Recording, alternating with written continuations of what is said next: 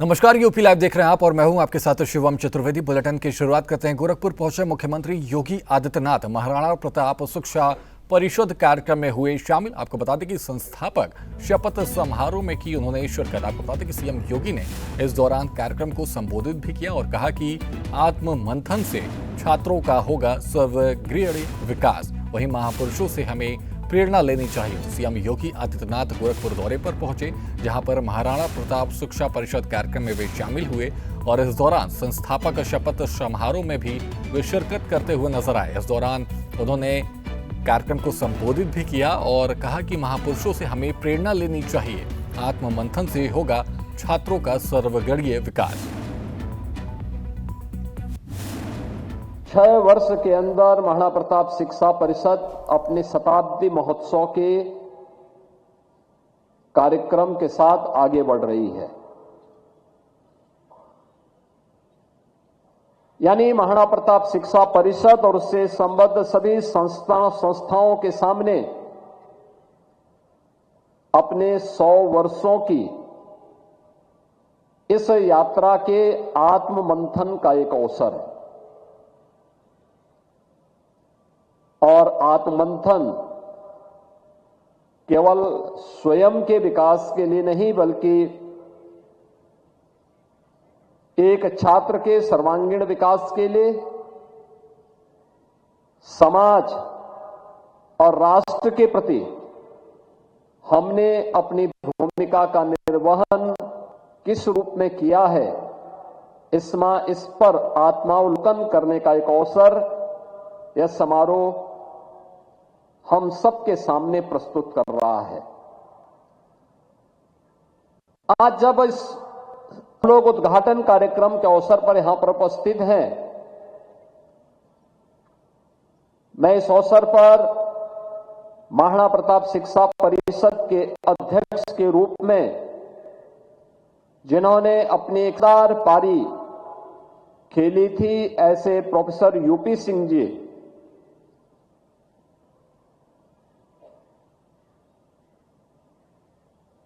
जिन्हें अभी कुछ दिन पूर्व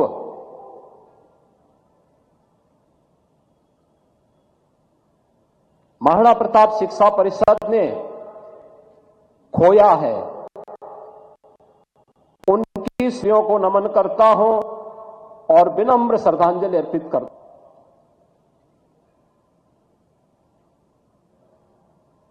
महाराणा प्रताप शिक्षा परिषद के उन सभी सदस्यों के प्रति भी मैं इस अवसर पर विनम्र श्रद्धांजलि अर्पित हूं, जो आज भौतिक रूप से हमारे सामने नहीं है। महाराणा प्रताप शिक्षा परिषद के संस्थापकों ने हम सबके सामने जो एक विराट लक्ष्य रखा है, वह विराट लक्ष्य केवल स्वयं के विकास के लिए नहीं,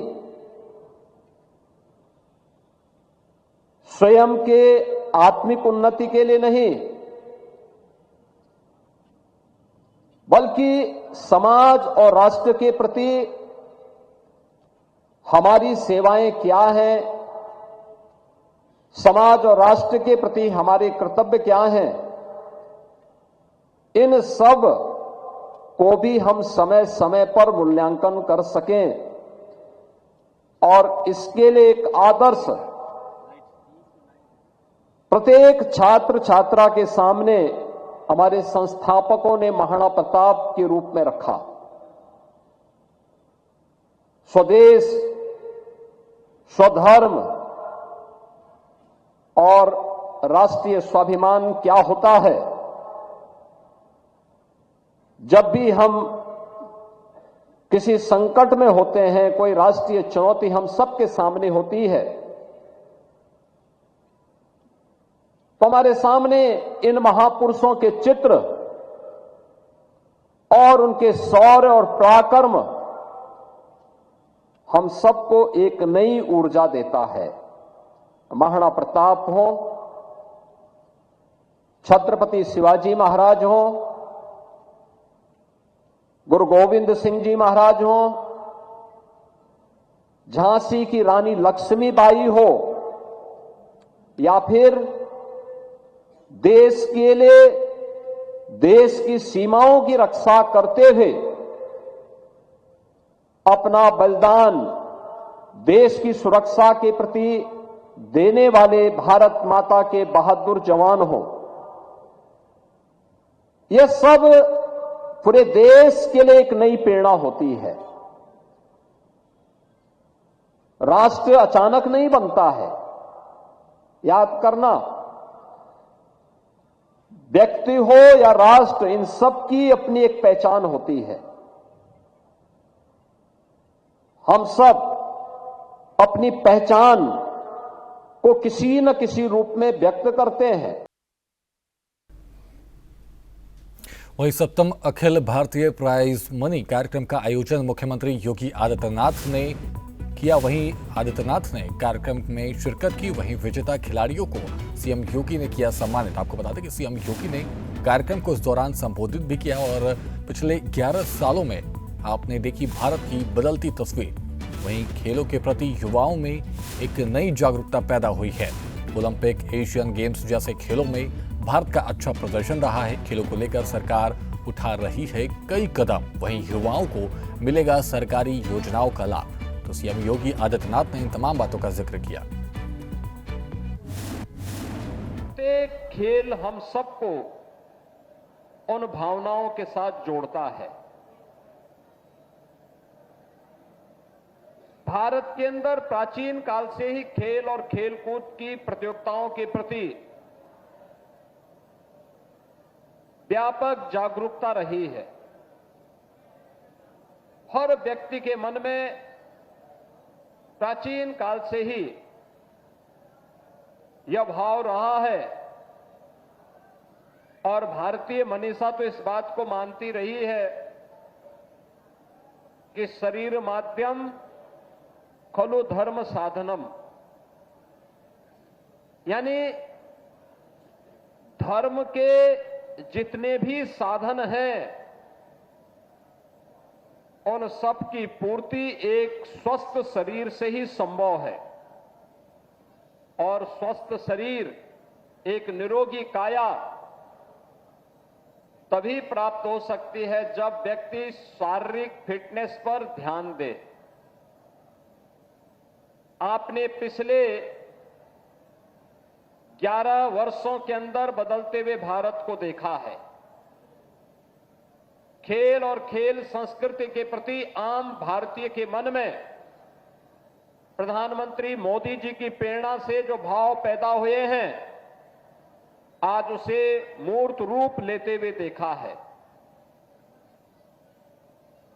आज इसके कारण भारत की प्रतिभाएं ओलंपिक में, एशियन गेम्स में, कॉमनवेल्थ में, वर्ल्ड चैंपियनशिप में अच्छा प्राइज ले रही है। और खेल कूद की प्रतियोगिताओं के प्रति हर एक स्तर पर एक नई जागरूकता पैदा हुई है। आज सांसद खेलकूद प्रतियोगिताओं के साथ साथ विधायक खेलकूद प्रतियोगिताओं के आयोजन हो रहे हैं। खेलो इंडिया खेलों के माध्यम से हर एक स्तर पर केंद्र स्थापित हो रहे हैं। उत्तर प्रदेश के अंदर पहले से 3 स्पोर्ट्स कॉलेज हैं। हमारी सरकार ने तय किया है हर कमिश्नरी मुख्यालय पे एक स्पोर्ट्स कॉलेज होना चाहिए और आज उस कार्यक्रम को लेकर के तेजी के साथ हम कार्य कर रहे हैं। हर जिला मुख्यालय पर एक स्टेडियम होना चाहिए।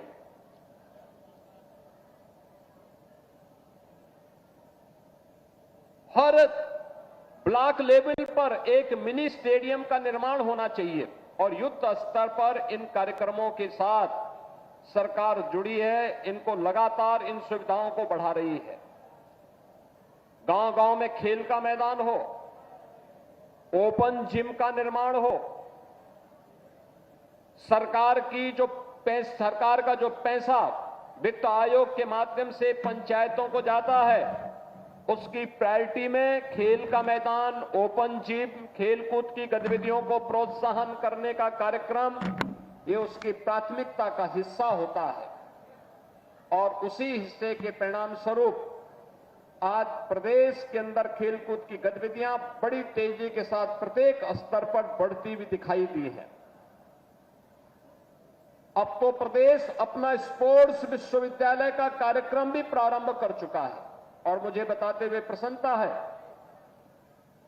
कि उत्तर प्रदेश के अंदर मेरठ में हॉकी के जादूगर मेजर ध्यानचंद जी के नाम पर हम लोग एक स्पोर्ट्स यूनिवर्सिटी का निर्माण कार्य कर रहे हैं, जिसका पहला सत्र इस वर्ष से प्रारंभ भी हो गया है। इसमें जो भी निर्माण कार्य हो रहे हैं, स्टेडियम, इंडोर स्टेडियम, वहां विश्वविद्यालय के भवन का निर्माण, विश्वविद्यालय की अन्य बुनियादी सुविधाएं, इनमें जो स्टैंडर्ड रखा गया है ओलंपिक और एशियन गेम्स के, कॉमनवेल्थ गेम्स का जो स्टैंडर्ड होता है, उसको ध्यान में रख करके उसके अनुरूप सुविधाएं वहां विकसित की जा रही हैं।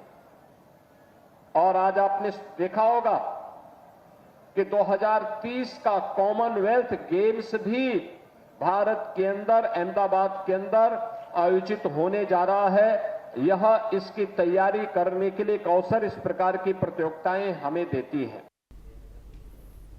वहीं प्रयागराज में उप मुख्यमंत्री केशव प्रसाद मौर्य ने बड़ा बयान दिया है। केशव प्रसाद मौर्य ने बीएलओ से अपील की है और विपक्षी नेताओं के बातों में न आने को कहा है। मौर्य ने अपने कर्तव्यों का निर्वहन करे, वहीं बीएलओ आत्महत्या किसी भी समस्या का समाधान नहीं है। मतदाता सूची से हटना चाहिए घुसपैठियों का नाम। वहीं बीजेपी की जीत से बौखलाया हुआ है विपक्ष। तो केशव प्रसाद मौर्य उप मुख्यमंत्री ने बीएलओ को लेकर के निर्वहन दिया और अपील की।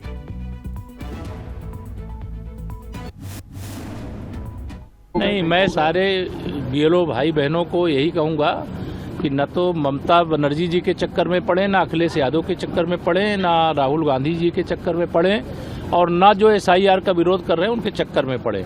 अपने कर्तव्य का हिम्मत के साथ, जिम्मेदारी के साथ पालन करें।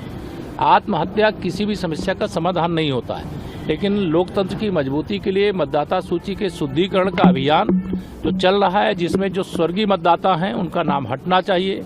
घुसपैठिया अगर कोई घुस आया है इन तुष्टीकरण की राजनीति करने वाले दलों के कारण मतदाता सूची में, तो उनका नाम हटना चाहिए।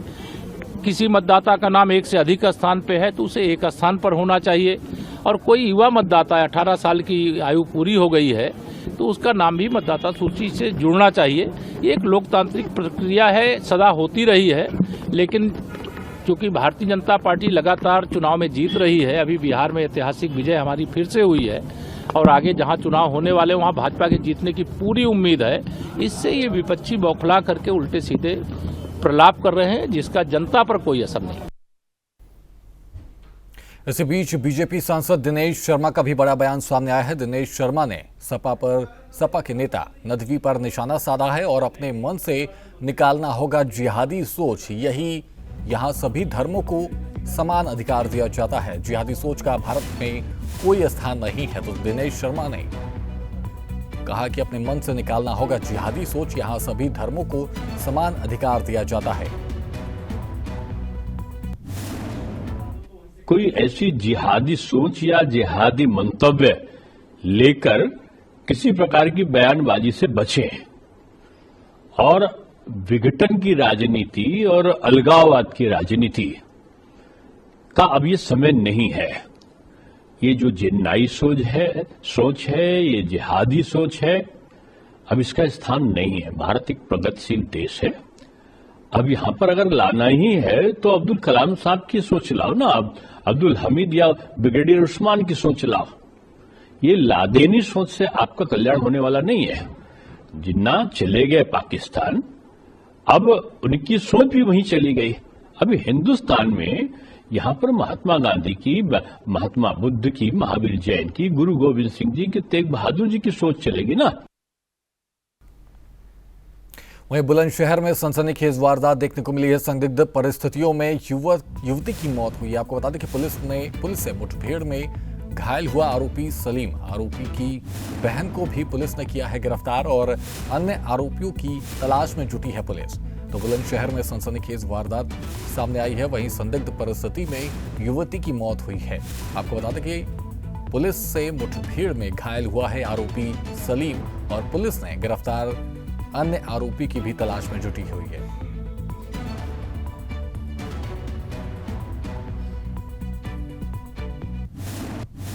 दिसंबर को कोतवाली नगर के वलीपुरा नहर क्षेत्र के पास एक महिला का अज्ञात शव मिला था, जिसकी शिनाख्त के प्रयास किए जा रहे थे।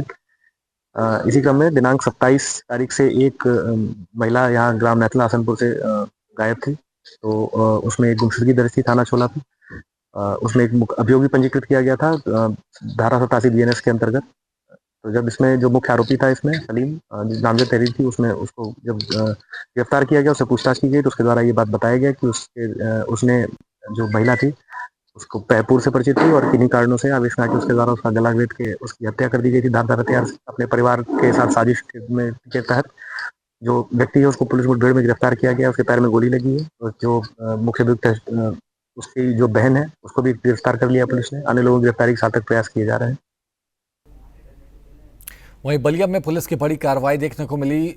गो तस्कर पर पुलिस ने कशा शिकंजा। चेकिंग के दौरान पुलिस गिरफ्त में तस्कर। आपको बता दें कि जवाबी कार्रवाई के दौरान हुआ घायल, वहीं आगे की कार्रवाई में जुटी है पुलिस। बलिया में पुलिस की बड़ी कार्रवाई देखने को मिली है और इस दौरान गौ तस्कर पर पुलिस ने कशा है शिकंजा और जवाबी कार्रवाई के दौरान घायल हुआ। चेकिंग के दौरान पुलिस गिरफ्त में तस्कर है और जवाबी कार्रवाई के दौरान घायल हुआ तस्कर। आगे की कार्रवाई में जुटी है पुलिस। जानकारी के अनुसार 3/12/2025 को आज सुबह एक पिकअप पर कुछ गोवंशीय पशु को लाद कर इसका एक साथी बिहार ले जा रहा था वध करने के लिए। उसको उसी दौरान इसमें पुलिस ने इसके एक साथी को गिरफ्तार किया था। यह मौके से फरार हो गया था। घायल बदमाश के पास से एक 315 बोर तमंचा, एक खोखा कारतूस, एक जिंदा कारतूस, साथ ही साथ एक हीरो स्प्लेंडर मोटरसाइकिल बरामद हुई है। घायल बदमाश को तत्काल इलाज हेतु सदर चिकित्सालय बलिया भेज दिया गया है। अन्य विधिक कार्रवाई की जा रही है। वहीं उत्तर प्रदेश में पशु तस्करों के खिलाफ पुलिस का अभियान लगातार तेज होता जा रहा है और इसका ताजा उदाहरण मऊ जिले से सामने आया है। बुधवार की सुबह मऊ के दोहरी घाट थाना क्षेत्र में अंतर्राज्यीय पशु तस्करों के एक गिरोह के साथ पुलिस की जबरदस्त मुठभेड़ हुई। खुफिया सूचना के आधार पर पुलिस ने तारनपुर इलाके में नाकाबंदी की थी। इस दौरान गाड़ी को रोका गया तो जिसके जवाब में उधर से मुठभेड़ हुई और क्या रहा इस मुठभेड़ का परिणाम, इस रिपोर्ट में देखिए।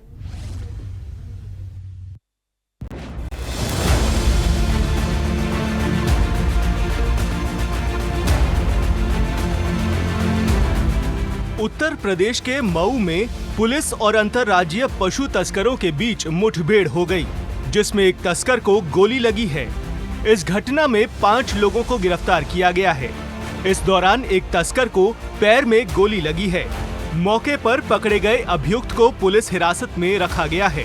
पुलिस को खुफिया जानकारी मिली थी कि कुछ तस्कर 20 पशुओं को लादकर गोरखपुर से बिहार की ओर ले जा रहे हैं। चेकिंग के दौरान संदिग्ध वाहन को रोका गया, लेकिन तस्करों ने भागने की कोशिश की और पुलिस पर गोली चलाई। पुलिस की जवाबी कार्रवाई में एक तस्कर बबलू यादव को पैर में गोली लगी। वो घायल होने के बाद गिरफ्तार कर लिया गया और इलाज के लिए अस्पताल भेज दिया गया। इस दौरान 20 पशु तस्करी के लिए इस्तेमाल किए गए वाहन और हथियार बरामद किए गए। में तारनपुर जगह है, वहाँ पर एक गैंग जो गौ तस्करों का है वो पकड़ा गया है। ये गौ तस्कर की संख्या 6 है और इनसे पुलिस की मुठभेड़ हुई है, जिसमें थाना कोतवाली की टीम भी शामिल रही। इसमें एक गौ तस्कर है जो गैंगस्टर का भी अभियुक्त रहा है और वांछित भी है, उसके पैर में गोली लगी है। शेष 5 अभियुक्तों को जो है मौके से आवश्यक बल प्रयोग करके गिरफ्तार कर लिया गया है। इनसे जो है 11 गौवंशीय बड़े और बाकी छोटे, यानी कुल संख्या 20 के करीब गौवंशीय पशु इनसे बरामद किए गए। और ये गैंग जो है ये बिहार का है और ये एक ट्रक से और इनके साथ एक स्कॉर्पियो, जो स्कॉर्पियो आगे आगे चलती थी, ट्रक पीछे चलता था, ये जो है बिहार गौ तस्करी करके ले जा रहे थे। सूत्रों की जानकारी पर हमारी पुलिस की टीम इनकी चेकिंग कर रही थी। चेकिंग के दौरान जब इनको रोकने को कहा गया तो इन्होंने गाड़ी तेज़ भगाई और इन्होंने जो है पुलिस पर फायर भी किया। जवाबी आत्मरक्षा में जो फायर किया गया पुलिस के द्वारा, तो एक जो व्यक्ति है उसके पैर में गोली लगी है, उसे बेहतर इलाज के लिए जो है सिविल अस्पताल भेज दिया गया। बाकी लोगों से पूछताछ की जा रही है, विधिक कार्रवाई हेतु साक्ष्य संकलन किए जा रहे हैं और इसमें अग्रिम कार्रवाई की जा रही है। ये जो है इंटर स्टेट गैंग है और इसमें और भी जानकारी की जाएगी, पूछताछ की जाएगी कि इसमें और लोग कितने शामिल हैं और ये कहाँ जा रहे थे और इन्होंने कहाँ से लोडिंग की है। कोई पुलिसकर्मी फायरिंग में घायल नहीं हुआ है, सभी लोग, हमारी टीम जो है सुरक्षित है।